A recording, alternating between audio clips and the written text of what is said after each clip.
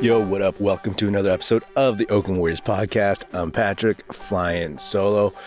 So the Warriors are now 4-1. They beat the Kings at home at Chase Center on not necessarily a buzzer beater by Klay Thompson. There were like 0.2 seconds left, but it pretty much was. He really, really needed that. And when you look at Klay in the grand scheme of things, I mean, everything that he's been doing since he got back from those injuries, pressing, jacking up bad shots last season, not playing 2 summers ago because he was scared of hurting his legs again. And think about where he was at the beginning of last season, right? When he was talking trash to Devin Booker and just kind of out of sorts.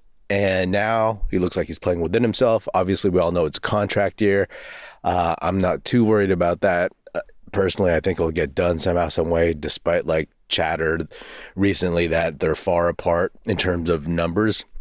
But that was just good to see. And if this were last season, they missed that shot. He misses that, you know what I mean? And they lose this game. They've been on the road. And if you think about some of the games that they lost last season, there were games where early on in the season, they were games that you thought that they would just win, that they would eventually, if they were close, they would kind of will it to win, or they would just get just enough luck to win. And they lost those last year. And now in a game like this, it's one of those where maybe last season they lose this one and they shake their heads and they ask themselves what went wrong, because honestly there was a bit of a letdown. It just shows you how good De'Aaron Fox is, I guess, nowadays, because they're at home. Fox is out for the game, so it kind of felt like they got a little, they took the foot off the gas to some extent. Looking at the Kings, I've said that after that preseason and that first game this year, it's like, okay, the Warriors are better than the Kings. The Warriors have improved more than the Kings. And I think the Warriors know that, like they kind of treat the Kings at this point a little bit like that little brother that you won't let beat you. And I think the Warriors are in the Kings' heads. But the Kings are good. They'll get there as they're young and whatnot. But I just think that the Warriors are, if they're healthy, they're better. But in this one, I give the Kings credit for fighting back. Overall, though, this is just another, stash away a win. They're 4-1, like I said, and I'm just, enjoying watching this team play, like go about their business professionally, right? There's no nonsense. There's no off-court chatter that actually means anything, like things come up, but you just kind of like, yeah, we as fans have been through worse and seen worse with this team. So I'm not thinking too hard about that. It's nice to see the Warriors having legitimate NBA players up and down their rotation, and you're not seeing Anthony Lamb out there. I like Ty Jerome, but you're not seeing Ty Jerome out there. And the Warriors can go pretty deep right now, and you feel good about it. And it's also good that Steve Kerr is choosing to play those NBA players, meaning Jonathan Kuminga and Moses Moody, because those guys are making mistakes. But hey, this is the time to make them, and they're looking good. They're showing obvious flashes of having impacts in the game. And I think that when you look at the fact that they're winning and, they're still making some of these mistakes, you can play through those, right? As long as you're winning. So I think this game was actually pretty huge, right? Like 4-1 sounds way better than 3-2 so early on. But also remember, they started last season on the road as well for a bunch of games. They started at home for a couple of games, and they went on the road and went 0-5, right? 0-5 on the road, and it was all just disaster after that. And again, a big part of that was because their mojo was off. I know Klay in post-game interviews said that the chemistry wasn't bad last year, but hey, that's cool. We all know that's not necessarily true. Klay is an optimistic guy, and seems like a good dude. I don't know the dude personally, of course, but like seems like a good dude, and we'll be like, I get along with everybody type thing. So, context is everything. Also, I just want to talk about some of those doubts and all that chatter over the summer about can Draymond and Chris Paul play together. And talked about this a little bit, but come on, man. All that was just because there's nothing else to say. It was just hot takes, bored people talking, nothing to write about or talk about on podcasts. But I mean, let's face it, like if those dudes were younger, maybe, and they had legitimate beef, but they don't. They are old heads in their mid to late 30s who are basketball savants, basketball geniuses. They're businessmen, and they know what they want. They want to win a title, right? So they would figure it out eventually. And a lot of it has to do with Chris Paul being willing to come off the bench. Everybody makes it a big deal, like coming off the bench. But hey, I'm glad that he was willing to, but it's pretty clear that it makes the most sense for this squad as is. And I've talked about it, and one of the biggest stories is the fact that he makes the second unit that much better. You can plug in almost anyone with him. One of my favorite lineups is when they have the second unit out there and they kind of start bringing back the starters, and you have Klay Thompson and Chris Paul backcourt.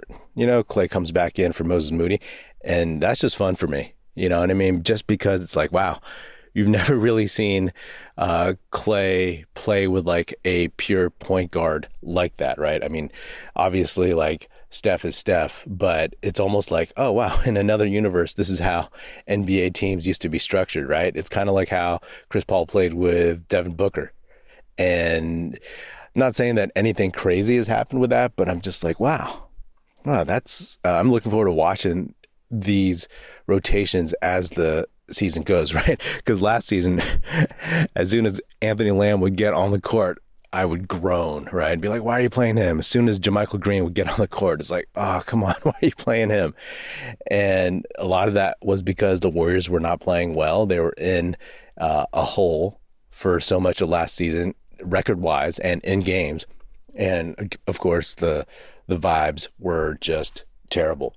Speaking of last season, I always say that I will peek in on James Wiseman and Jordan Poole. James Wiseman, man, he finally got into a game. He is out of the rotation for the most part, but Jalen Duren had to sit with some kind of injury or something. And I looked at the box score, and Wiseman had played 2 minutes and had 3 fouls and 2 points. And I was like, oh, come on, dude. It's rough. It's rough for him. I'm still pulling for the dude. I mean, he just had such a terrible set of circumstances in his first few years in this league. And then I watched some of the game, and at the end of the day, he played 6 minutes, had 4 fouls and 4 points. And it's tough. It's tough. That was his opportunity. But when you're playing behind Duren, Isaiah Stewart's out there, you got, what's his name, Bagley even ahead of you. And then you have just a bunch of lottery picks, a ton of lottery picks out on that squad who are looking to make a name for themselves. And some of them are trying to secure that next contract, right? So Wiseman is competing against dudes all the time, and it's probably not the best situation for him, right? And, my buddy Aaron in Toronto said on our Discord server, he was like, maybe the best thing for this dude is to get out of the NBA, play somewhere else, and just make a name for himself somewhere, some other country, some other league, and then come back once he has his game and his confidence back together. Who knows? But it's a shame because I love what Trayce Jackson-Davis is doing for the Warriors.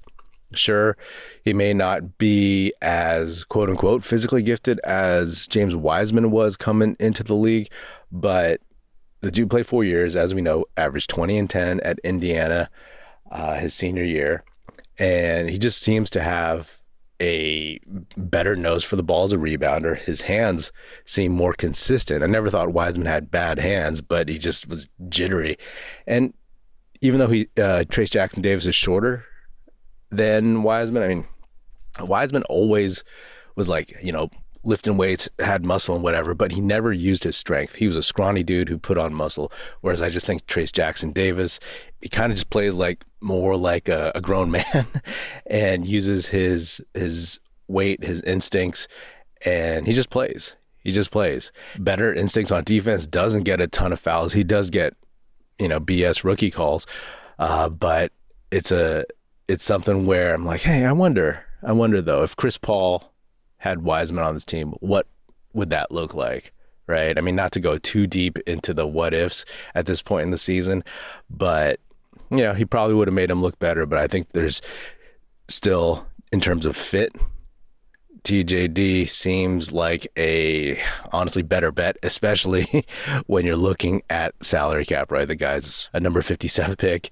whereas Wiseman was still a number 2 pick. So, we know what choice they made, and the choice to go with Gary Payton, the choice to keep Draymond, all that stuff, obviously looks like it's paying off nicely. Jordan Poole, man, that guy is getting as much as he wants, but again, I'm pulling for that dude because I want to see if he can evolve his game. But man, when your best players are Jordan Poole and Kyle Kuzma, basically maybe at best 3rd or 4th best players on a contending team, right? That is rough. That is rough. It reminds me of the late 90s Warriors when you had all these role players who were basically trying to be the best players on an NBA team. I mean, my buddy Jose, he pointed out that Chris Paul against the Kings, 8 assists, 0 turnovers. Jordan Poole, his averages on this very young season so far, 3 assists, 4 turnovers. That is the difference right now, right? That is the difference. There's a lot of other changes that are helping out, but that is a huge difference because the Warriors starters against the Kings were like I said, didn't come in really clicking, but that second unit eventually in the second half especially started creating some separation, creating some space, and there you go, stabilize. So we all know that's a huge help for Steph, for the starters. I mean, man, Steph can save his energy. He can just go out there, be fresher, do what he does. Mentally, it's not as taxing to have to always be the savior of the team, but so it goes. Anyway, I guess the in-season tournament starts Friday. That's cool, I guess. We'll see how that goes. That's all I got for now.